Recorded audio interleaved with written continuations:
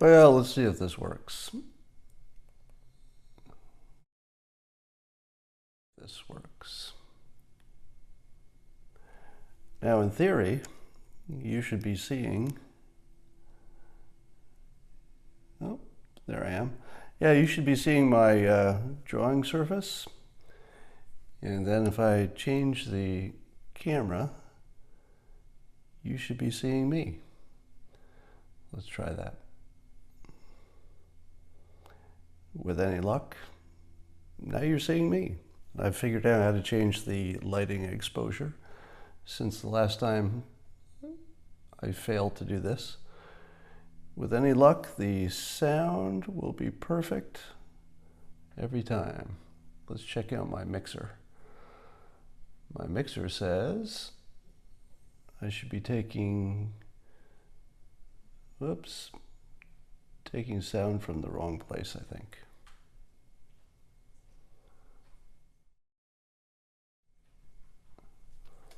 Now I think I'm getting sound from the right place. Sorry if you're trying to hang with this, but I thought I would just show you what it looks like when I'm drawing. So what you see is the bare bones of a comic that I already started, and what I'm doing is doing the finished artwork on top of the first draft. So if I make any mistakes, it's easy to correct here.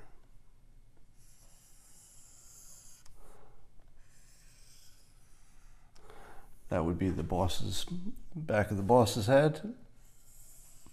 I like to, whoops. I like to make the drawing as big as possible when I'm working on it, because that hides the errors when you shrink it down. It's also easier on my hand.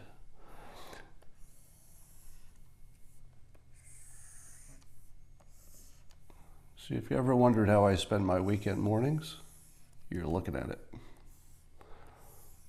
This is pretty much every Saturday and Sunday morning for about 30 years. Except I was using paper for most of that time. So here's Dilbert. And for those of you just joining me, I am drawing over the artwork that I did in rough.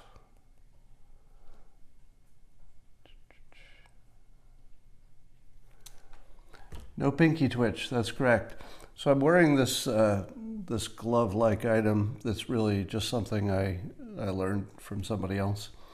So it keeps my hand from getting my hand oils on stuff. So I'm going to change the pen size to 10.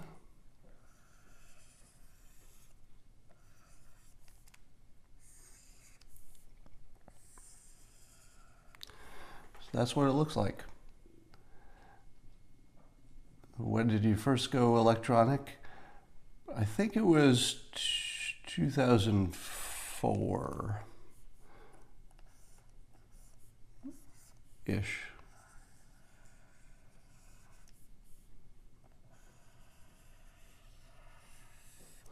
This is the device is a Wacom Cintiq, C-I-N-T-I-Q.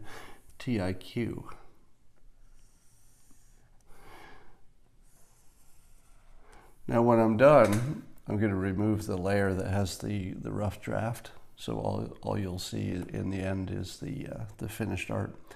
You could probably tell that the difference between the rough art and the finished art is very low. Yeah, it is a Sling Studio. Let me show you.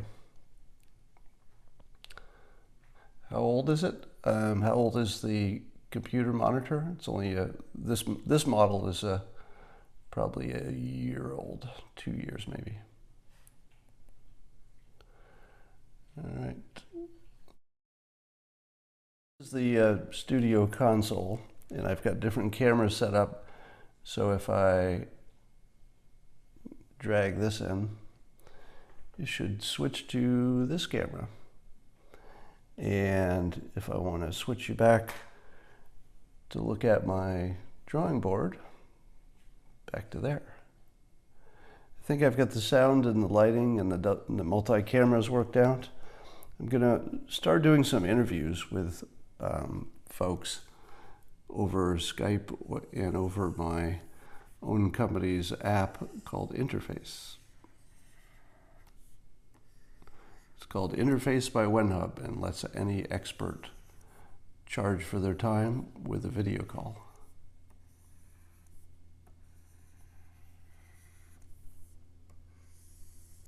Now, what I'm doing right now would have been impossible without human help. That's why the Interface app by WhenHub that my startup does is going to change the world, because there's so many things that you just can't do without 15 minutes of getting somebody's help. And that's about all it took. Bob Ross on steroids. Interview Elon Musk. I'd love to. Yeah, a number of you apparently are listening to my John Dvorak interview. He interviewed me, came to the house a few days ago. And I guess that's out on his No Agenda podcast right now. He asked me all the good questions.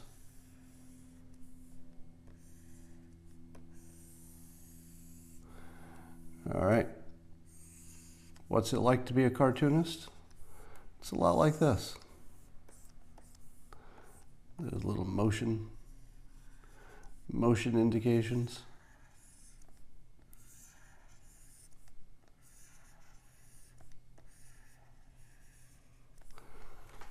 If you're trying to become a cartoonist, my advice for you is to practice drawing hands. If you can draw a hand, you can draw anything. Hands are really hard to draw. If you can't draw a hand, you probably can't be much of a cartoonist. So work on your hands.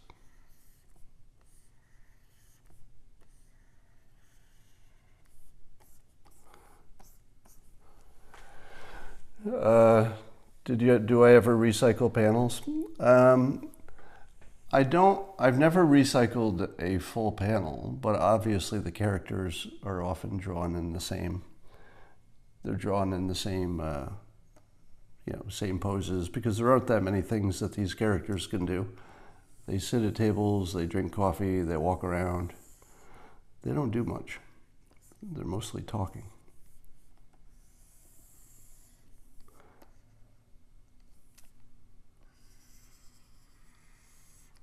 What are the hardest things to draw, you might ask? Hardest things to draw are anything that is supposed to be even, like a nose or a glasses. Getting any kind of symmetry is always tough. Yeah, a lot of people draw 3 fingers instead of 4, but they're lazy. I'm a full 4-fingered cartoonist. No horses. No tie for Dilbert. Yeah, I got rid of Dilbert's tie. A lot of people haven't noticed, but he hasn't had a tie for years. They're all casual.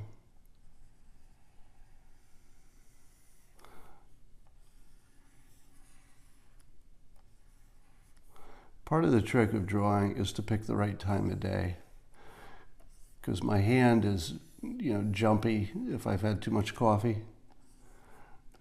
or if I'm distracted. But if I've exercised and I'm kind of sleepy, my hand works perfectly.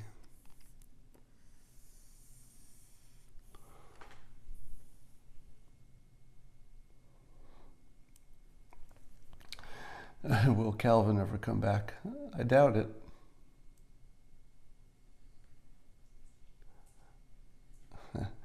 Somebody says the pointy-eared boss is Trump. Well, I feel bad with that anonymous mole inside the White House who was complaining about his boss, who was Trump, because it means that I've failed a generation. It has to be somebody younger who's not a Dilbert reader, because anybody who's been reading Dilbert would recognize that the complaints they made about their boss are the complaints that every underling makes about their boss?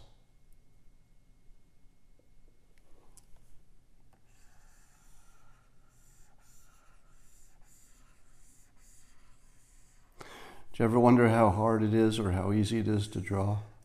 You're seeing the easy part where I'm just essentially following my own lines, which, by the way, is not as easy as it looks. If you think it's easy to trace your own drawing, it's not. It takes a lot of practice.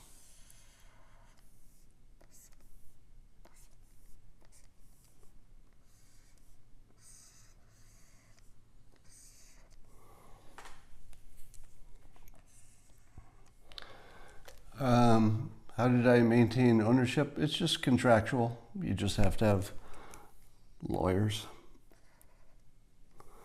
When you first get syndicated, when you make your first deal, usually you're splitting the licensing 50-50.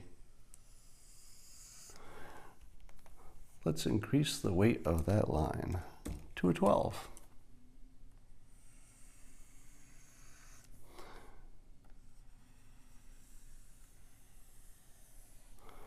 Yeah, the first thing you do when you get syndicated, meaning you get your big contract to be a cartoonist, or before you sign the contract, you get a lawyer. So any questions about how do you keep your rights, how do you copyright, how do you trademark, the answer is all the same. Get a lawyer.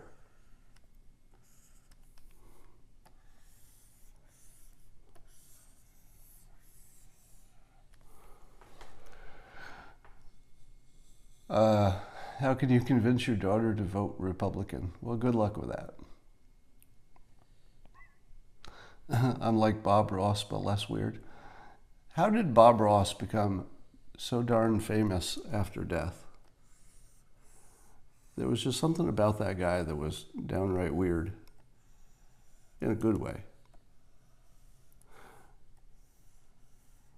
I spent a lot of hours watching Bob Ross draw. All right, so here's the hardest thing to do, is to draw anything that's got any kind of symmetry.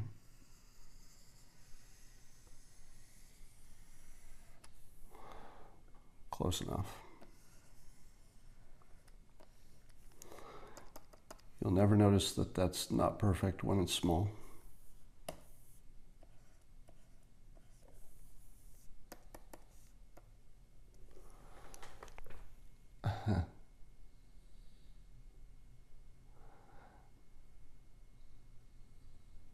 He was a Marine drill sergeant, Bob Ross was. Bob Ross smoked dope. Well, there's a shock. What are the odds? An artist who did marijuana.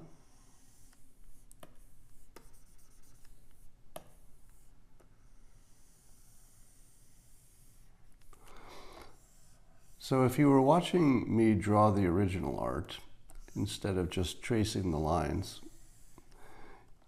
you would see a lot more, it would look more like programming than art, because you'd be continually changing the settings, the line weight, changing which tool you have, you know, copying and pasting, that sort of thing. So the art of drawing is a lot closer to programming than it used to be. So it used to be that drawing was nothing but drawing. But now you've got to hit your settings, your line weight, your layers, your all kinds of options. So it's halfway between computing and art.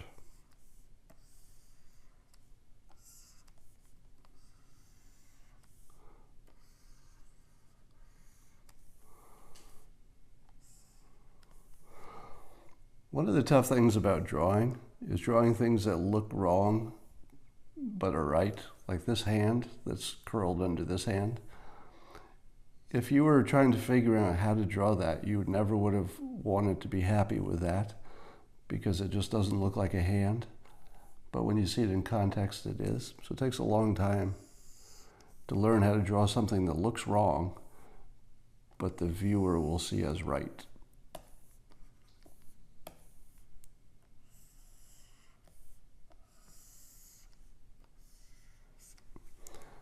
That was sloppy.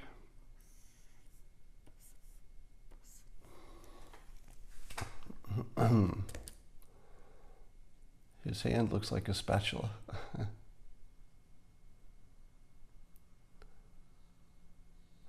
There's about a 10-second delay between what you're seeing up here and what you're seeing here. Yeah.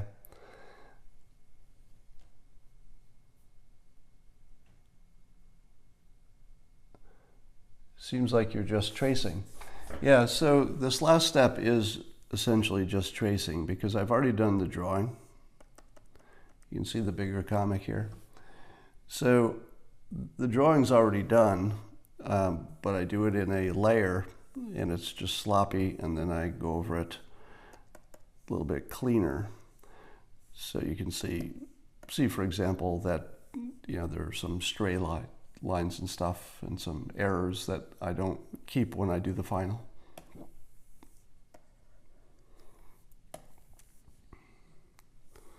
All right, this is probably a line weight of 10.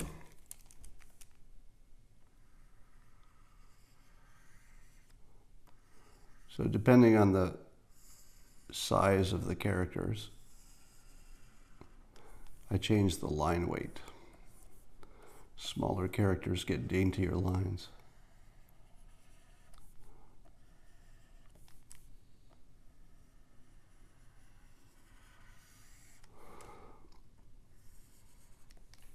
This is actually, you're watching actually the best part of my job, oddly enough. Can't the computer do the tracing? It can't because it's not an exact trace.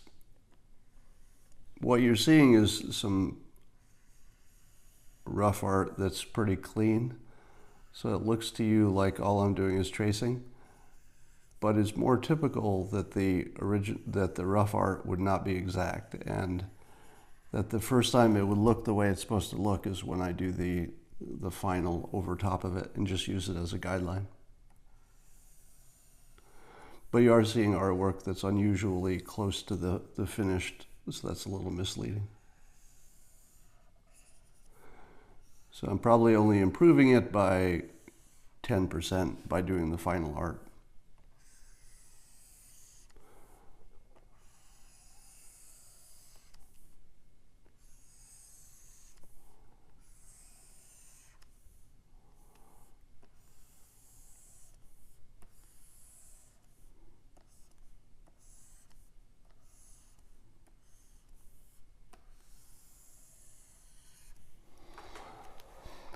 The rough art was also digital, so let me show you how that works. So when I first drew it, here you're seeing two layers. You're seeing the rough art juxtaposed to the original art. So I don't know how clearly you can see it, but you can see that there is some difference between the rough art and the original. So here's one that's just rough. So the way it was drawn, I took a template of his head and plopped it in there, gave him a different expression, drew his body originally, and you can see that these are just sketch lines. It's hard to see just how much of a sketch this is. Let's see, that might help a little bit. But you can see that these are rough lines, and then when I do the final, so that's just the rough. And then what I do is I take this layer and I lower its temperature, if you will, until it's something like that. And then when I draw over it on another layer, it looks like tracing. But I don't want to keep that line, so I'll take it away.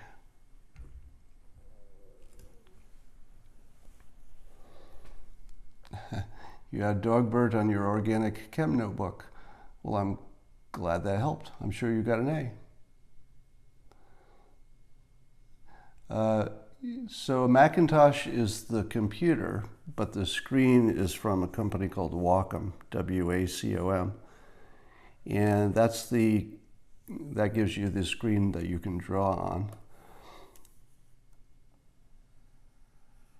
You might know that well, actually this monitor you're looking at is an iPad Pro, and it also comes with its own stylus. And I could do art on the iPad, but it doesn't have the features, it doesn't have the size, it doesn't have the multiple windows and all the things that you need to be efficient.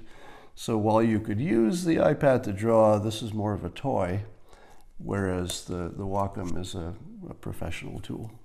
There's an enormous difference.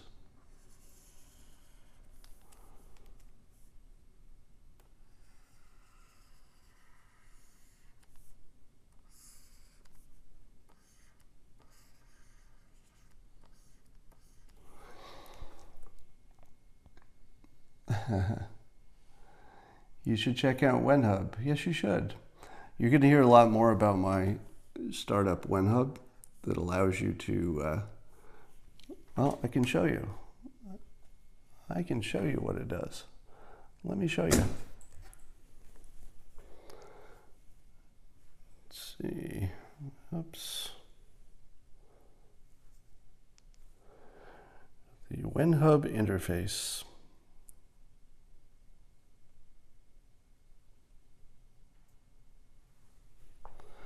So here's what it does, if you can see this. It says, find an expert or be an expert. If you want to be an expert, it's as easy as just putting in the keywords that you're an expert on and saying whether you want to be paid in our internal When tokens that can be exchanged for cash on exchanges or in dollars. The advantage of dollars is that it's instant and there's no fluctuation, but there's a 20% taken out of that for the bank and for us, whereas the tokens, the only cost would be if you exchange them on the exchange. So that'd be less than 1% friction on that, whereas the dollars have 20% for profit and for banking fees. So if you want to find an expert, it's this easy. You just put in your keyword and then you just swipe through and say, oh, here's an expert, here's an expert, here's an expert. And if I were to click on one of these people, I would be connected to a video call and I would be paying, in this case, the equivalent of $20 per hour, but I might only want 15 minutes of assistance, so I'd only pay a quarter of the hourly rate in this case. So imagine all the uses for that. Imagine just people who need you to keep them company, people who need a counselor, people who have PTSD and just want to talk to somebody else who does, people who are trying to become cartoonists and want to know what equipment to use, people who want to set up a sling studio, which is what you're watching right now. The equipment I'm using is a sling studio.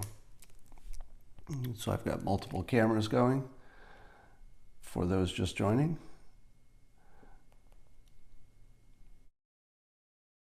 So let me change my camera angle so you can see it working in real time. So that's moving to another camera, and I'm going to go back to the drawing board, and you should see that in a moment. So learning how to set up this setup, it was, I think, literally impossible without talking to another human who had done it, who knew how to do this sort of thing. And luckily I did.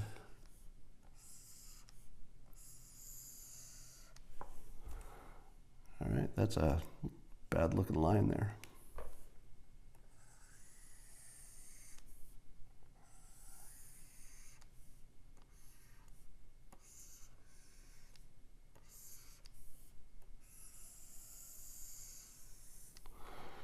And let's say you wanted to split screen and see me drawing at the same time you see me from the other angle. You would create a split screen, save it, and then move it down there.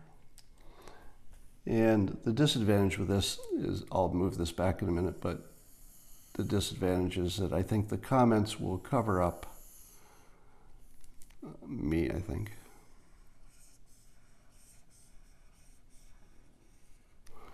So let's check how that looks in Periscope.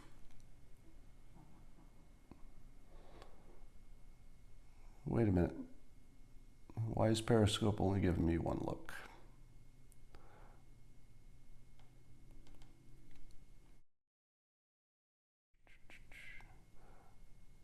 Looks like Periscope is not working. All right, let's try this.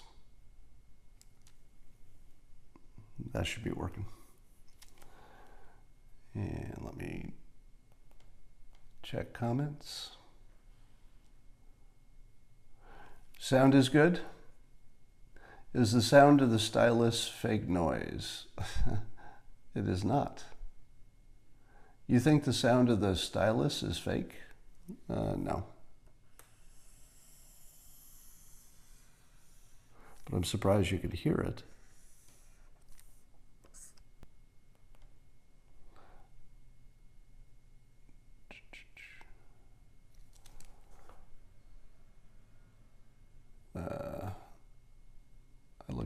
I look jaundiced. You can hear it, but you can't see the video, right? 3 disconnects. So you can actually hear the stylus. That's funny. Can you tell me if you can see me moving? It's not frozen. That's funny because it's frozen on my own device.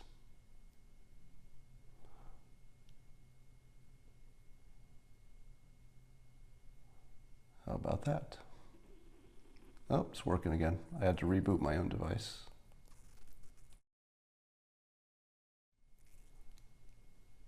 All right.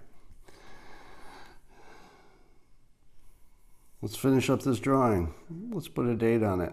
And you're wondering, when will this appear? This one will appear on, let's see, this one will run in newspapers and online on 10/21/18. One of the weird skills you learn as a cartoonist is writing in the wrong direction. So now I'm just looking for any lines I might have missed. So let's take a look at this cartoon. I need someone to run some test scripts on the new software. I can do that. My project is on hold until the new hardware arrives. Great, I'll need you to run the same tests on every version until the final release. And Dilbert says, I was only volunteering to do it once. It isn't my job to do all the testing. Too late, you're the test script guy now. You're adding an entirely new job to my existing job. Don't you want to be a team player? Of course I do. Good, I just put you on the losing team. I make fun of team players a lot. All right, I'm going to save that. Now you probably wonder, how do I add the color to this? I'm going to change the camera for a moment. That's just so you don't see my computer screen when I'm fussing with this. So what I'm going to do now is save this with a different file name. Dilbert volunteers.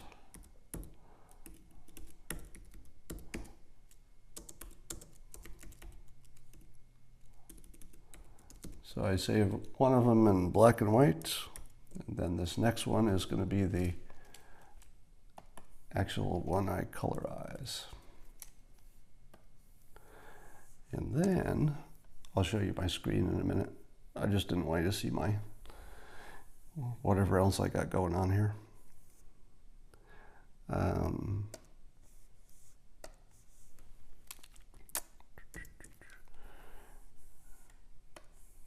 I know this part isn't interesting, but I'll be back to my screen in a moment. So I'm going to find my color. All right, there it is. So I've got some standard colors that I have in the separate file, and I just wanted to get that going.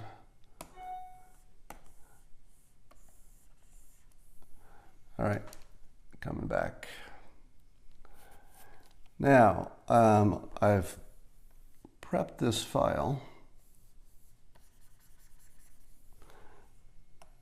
and saved it, and then I'm going to change its type. First, I'm going to get rid of all the words. So I'm getting rid of the text. I'll show you why later. But for now, I'm just going to colorize this thing. It's currently grayscale. I'm going to temporarily change it to bitmap that flattens it. And then I'm going to change it back to grayscale, and then I'm going to change it from there back to CMYK.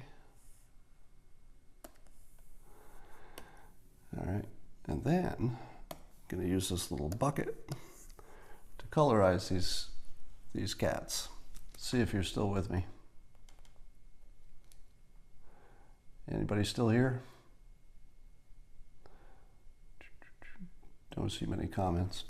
All right, but the way it works is now I can just touch the zones that I want to be this color. And you're watching a process that used to take a long time. And now I literally just tap the areas that are going to be the same color. Why don't I have more people of color in my cartoon, you're asking? They all seem to be these pale Caucasians. And the answer is, because all of my characters are flawed, it's a dicey proposition for me to do somebody who's a different ethnicity and build into the character any fun flaws. Because if I do that, I look like the guy who thinks, hey, are you saying all Albonians are dumb or lazy or whatever flaw I build into them? And the answer is, no, I'm just saying this character is. But you can't get away with that in this world. In this world we live in, nobody can take a joke. Or at least 1/3 of the world can't. Then, whoops, that's wrong. I think that's right. I'm gonna check my colors here.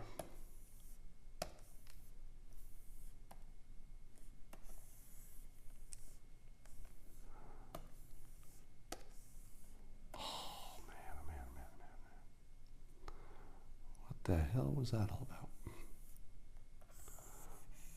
Grab that color, grab that, grab that.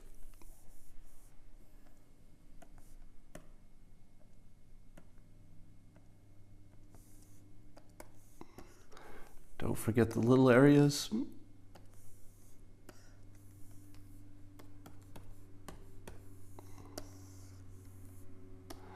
I tend to do these in whatever order I feel like, which is not very organized,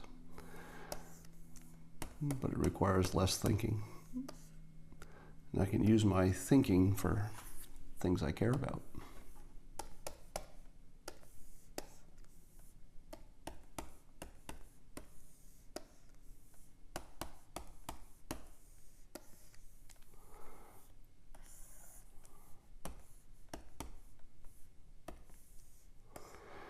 The reason I do all the same colors at once is that so I don't have to be changing colors and going crazy and thinking too hard. It's just easier to do all the same colors at the same time.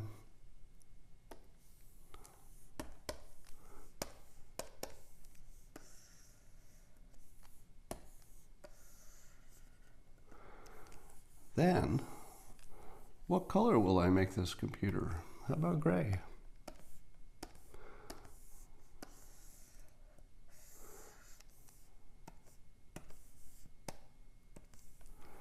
What color will his screen be? How about blue? What color will his table be? How about something like that? How about something with more contrast to his pants?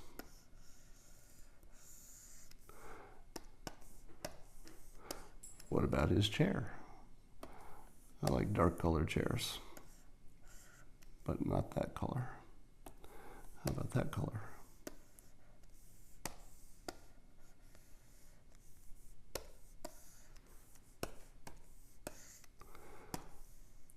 So if anybody's seeing how easy it is to do my job, you're probably hating me right now. Got a color his tongue. I think he only shows his tongue one more time.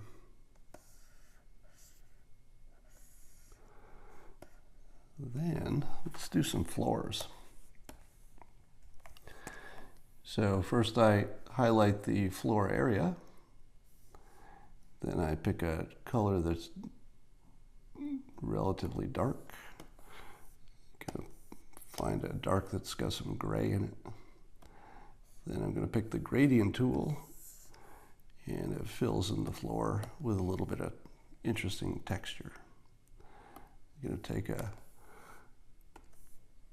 boring wall color, stick it in there. And then the wall in the hallway, let's make that same family but a different color with a little bit of gradient. So it looks like there's a light source coming from the hallway. Then, I have no idea if anybody's watching this, by the way. It looks like the comment stopped, but let's see if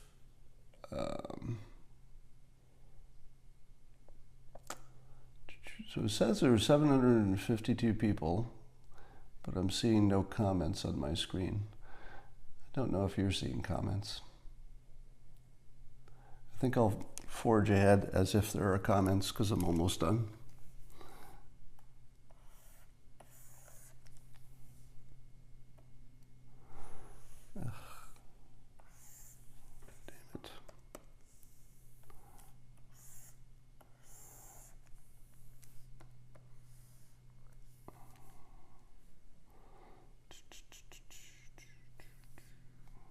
Take this color, let's green it up a little bit. In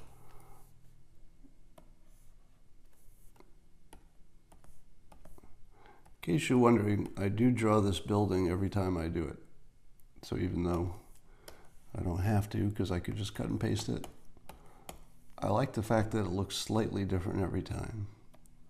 It's part of the magic. Let's see. Pick a dark color, make it look like there's a little something going on. Then let's do the sky, different blue, lighter. Now we got to do the backgrounds that are compatible. So we're going to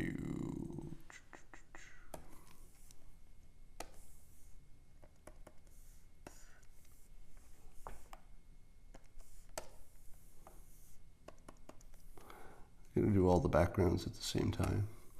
So I'm selecting all these background spaces, and then I've got my color, and then I put in a gradient, and then I'll just keep doing that.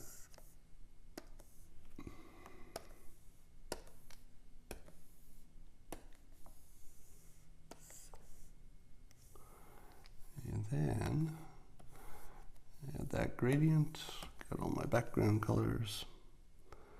You can see I forgot a few colors, so I'll go back and make sure I got Dilbert's tongue,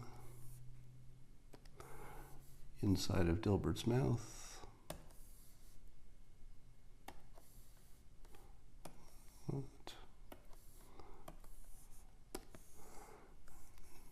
and Boss's pants, whatever color that was.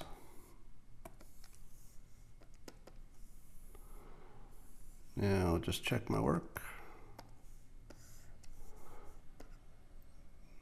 Looks good, looks good, looks good, looks good. Okay. Now, where are all the words, you say? Well, they're coming back.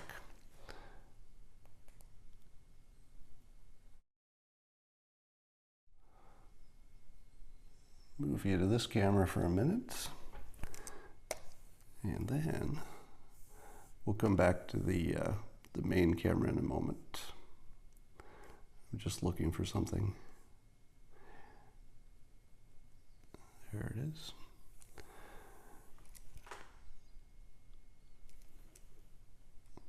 All right, so here's the black and white version. Here's the colorized version. And it was easier to take the text out when I was colorizing it, because then I could flatten the layers and the text did not get flattened. The reason we don't want the text to be flattened is that there's lots of editing. Hopefully not a lot, but if my editor sees a misspelled word or something, it's easier that they can edit the text on their side. So I make sure that the text is a separate layer so that my editor has access to that layer so they can edit as they need. So that's what it looks like. That is a finished Dilbert comic.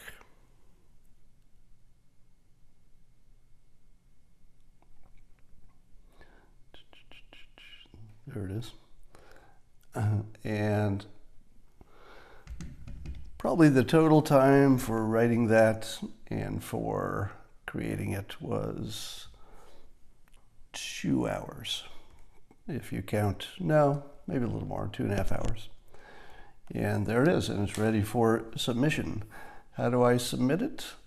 Well, easily.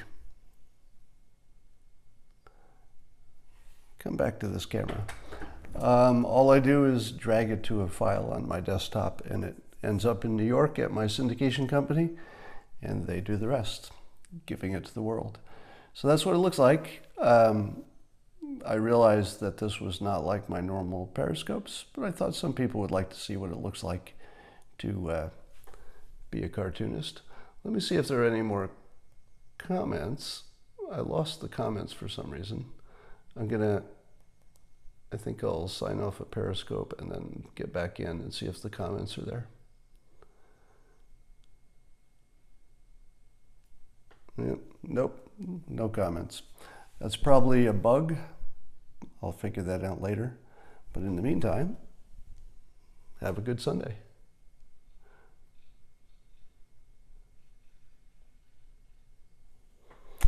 And let's see if I can turn this stuff off.